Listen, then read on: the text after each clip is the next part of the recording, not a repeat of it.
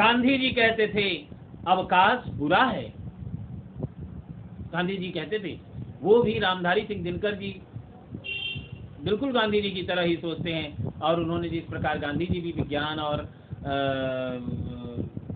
अवकाश के विरुद्ध थे, वैसे ही ये भी हैं, और कहते थे, गांधी कहते थे अवकाश बुरा है, छुट्टी में मत रहो, कुछ न कुछ काम करते रहो,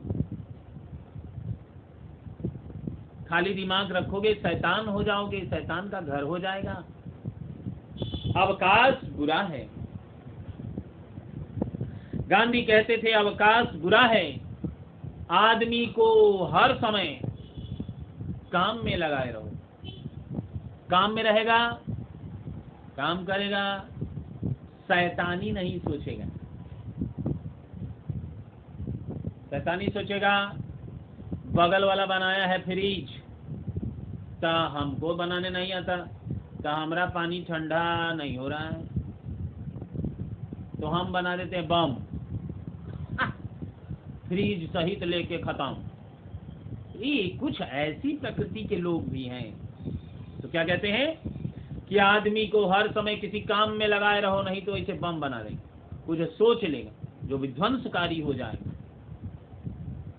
और जब अवकाश बढ़ता है, जब छुट्टी बढ़ेगी, जब आदमी बैठा रहेगा, कोई काम नहीं करेगा, जब अवकाश बढ़ता है, आदमी की आत्मा ऊँघने लगती है, ड्राउजीनेस में आता है, झपकी मारने लगती है, उकता जाता है। ज्यादा छुट्टी, जैसे अभी कोरोना वायरस के समय हम लोग लॉकडाउन में रह के कितना परेशान हो गए, बच्चे, औरतें, लोग सब परेशान हैं। बिल्कुल उसी तरह अवकाश में आत्मा ऊँघने लगती है। ये तो 2-3-4 महीने की बात है। अगर और भी ज्यादा बात हो तब तो आत्मा और भी उगने लगेगी। ऐसा गांधी जी कहते थे। उचित है, क्या उचित है ऐसे समय में? ज्यादा समय उसे करघे पर जगाए रहो। करघे पर, करघा गांधी जी जो चलाते थे, तो उस पर सूत काटते रहो, ये मतलब नहीं है। मतलब है कि आप करघे पे रहें, यानी काम पे लगे रहें। ठीक है, तो उचित है कि ज्यादा समय उसे करघे पर लगाए रहो। अवकाश वाली सभ्यता अब आने वाली है। अब ऐसी सभ्यता आ रही है जो वैज्ञानिक आविष्कारों से सारे कार्य आपके मशीनिक रूप से हो जाएंगे, यांत्रिक रूप से हो जाएंगे, मशीन कर दिया करेंगी, और आप शांति पूर्वक बैठेंगे। आपके पास अवकाश ही अवकाश होगा। क्या कहते हैं कभी, अवकाश वाली सभ्यता अब आने वाली है। आदमी खाएगा, पिएगा, मस्त रहेगा, खाएगा। हाँ, ये तो देख ही रहे हैं आप, यही तो क्रिया चल रही है। खाएगा तो ठीक है, और दूसरा वाला भी सही है, वो भी जरूरी है। मैंने पानी पीने की बात कर रहा हूँ। तो खाएगा, पिएगा, और जब खाएगा और पिएगा तो मस्त तो रहबई करेगा। अरे माने यार, अभी हमने कहा ना कि थोड़ा सा इंटरटेन करते रहो, तब पढ़ने में आनंद आएगा। तो खाएगा, पिएगा और मस्त रहेगा। अवकाश बढ़ेगा तो ये 3 काम करेगा, मस्ती में रहेगा। अभाव से और किसी चीज का नहीं, कोई चीज का अभाव नहीं होगा। अभाव से किसी और किसी चीज का नहीं, केवल काम का होगा। सिर्फ काम नहीं होगा, क्योंकि अवकाश वाली सभ्यता आने वाली है। सारे काम उसके मशीन कर देंगे। काम नहीं होगा का मतलब, सारे कार्य होंगे पर मशीन क्या करेंगे, मनुष्य अब नहीं करेंगे। इसी का विरोध रामधारी सिंह दिनकर जी करते हैं। वो कहते हैं कि नहीं, मनुष्य को काम पे लगाए रहो। गांधी जी भी ऐसा कहते हैं। और अभाव से किसी चीज का नहीं, केवल काम का होगा। वह सुख तो भोगेगा, वह सुख तो भोगेगा, मगर अवकाश से त्रस्त होगा। इतनी छुट्टी रहेगी, उससे परेशान हो जाएगा। काम नहीं होगा, दिमाग खाली, शैतान का घर। लॉकडाउन में 3 महीने में माथा पागल।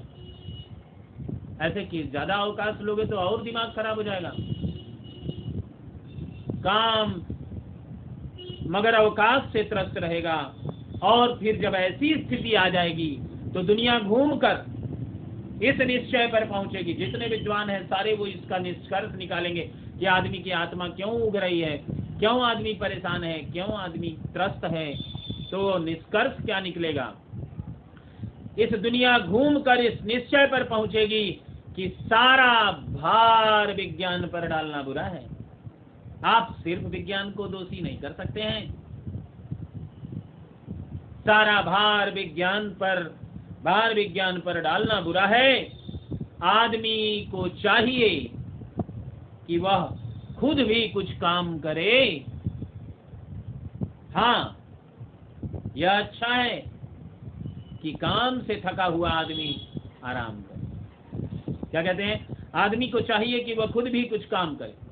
एक दिन जब अवकाश वाली सभ्यता आ जाएगी, दुनिया घूमकर इस निष्कर्ष पर पहुंचेगी कि भाई विज्ञान पर यह भार डालना गलत है। सारा दोष विज्ञान का नहीं है, दोष हमारे भी हैं।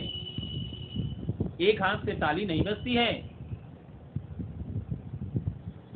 क्या कहते हैं कि सारा भार विज्ञान पर डालना बुरा है। आदमी को चाहिए कि वह खुद भी कुछ काम करे। व्यक्ति को चाहिए कि कुछ काम करे। हाँ, यह अच्छा है कि जो काम कर चुके हैं, काम से थका हुआ आदमी आराम करे। और कभी किसको आराम करने की बात कर रहा है? किसको अवकाश पर जाने की बात कर रहा है? जो लोग काम कर चुके हैं, जिनको आराम करना चाहिए। ऐसे लोग नहीं जो रात को सोकर उठे, माने रात सुबह जब सोकर उठे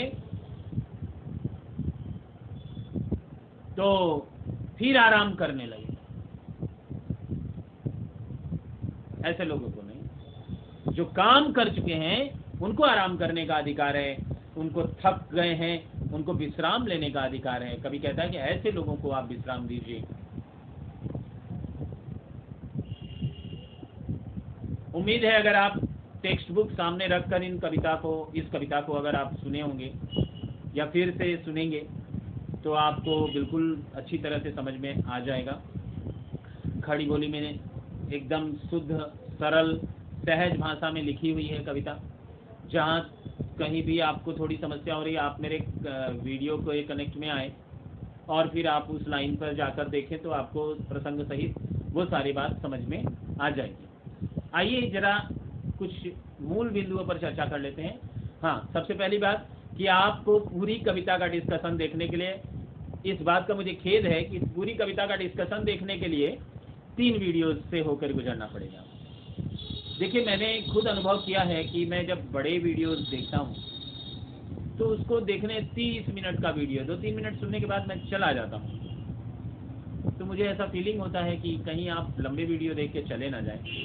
ये बिल्कुल अटपटा है कि एक प्रसंग चलते चलते फिर से वीडियो वहीं पर समाप्त करना पड़ता है। थोड़ा अटपटा तो है, लेकिन थोड़ा आप इसमें सहयोग करें हमारा, कि आप दूसरा वीडियो देखें, तीसरा भी देखें।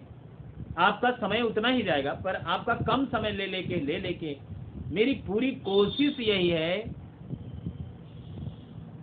कि आपके अंदर इसको घुसा दें, तभी आपको लाभ मिलेगा, तभी आप लाभान्वित होंगे।